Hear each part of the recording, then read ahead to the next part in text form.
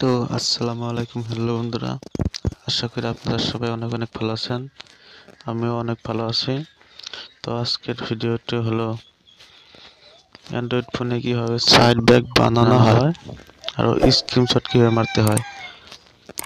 তো দেরি না করে ভিডিওটা স্টার্ট করছি। তো প্রথমে আমরা সেটিংসে ক্লিক করব। সেটিংসে ক্লিক করে তলের দিকে টেনে নিব। টেনে নিয়ে আমরা কনফিগারেশন টুলসে ক্লিক করব। তারপর আমরা উপরেরটাতে ক্লিক করব, নেভিগেশনে ক্লিক করে তারপর আমরা একদম প্রথমে উপরেরটাতে ক্লিক করে দেব।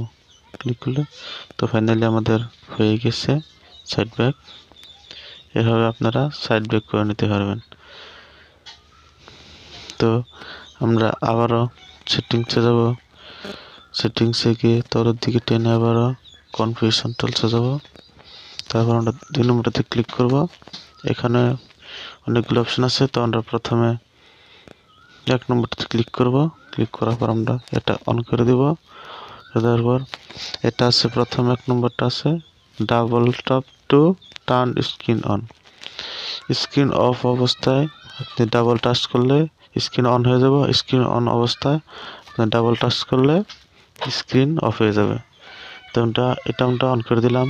তো 2 নম্বরটা স্ক্রিন অফ অবস্থায় ও লিখে দিলে স্ক্রিনের উপর তো ক্যামেরা ওপেন হয়ে যাবে। এটা আমরা অন করে দিলাম।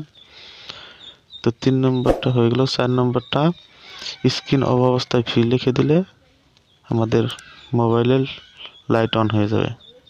তো এটা অন করে দিলাম। লাস্টেরটি আছে music control. Music control on করে দিলে আমরা 2 আঙুল দুটা হাতের দুটা নখ দিয়ে তলের দিকে টেনে দিলে স্ক্রিন অফ অবস্থায় তো আমাদের মিউজিক অন হয়ে যাবে। তো এটা অন করে দিলাম। তো আবার আমরা ব্যাকে চলে আসলাম। এখানে আছে স্ক্রিনশট কীভাবে মারতে হয়। এটা আমরা অন করে দেবো। স্ক্রিনশট হাতের 3 নখ দিয়ে টেনে দিলে তল দিকে স্ক্রিন অন হয়ে যাবে, স্ক্রিনশট হয়ে যাবে। তো আপনাদেরকে দেখিয়ে দিচ্ছি হয়। তো আমাদের ফাইনালি স্ক্রিনশট হয়ে গেছে। তো আপনারা চাইলে এভাবে স্ক্রিনশট মারতে হন। তো হ্যালো বন্ধুরা, আজকের মূল ভিডিও ছিল এই পর্যন্তই। ভিডিওটা যদি ভালো লাগে তো অবশ্যই আমাদের চ্যানেলটিকে সাবস্ক্রাইব করে দেবেন।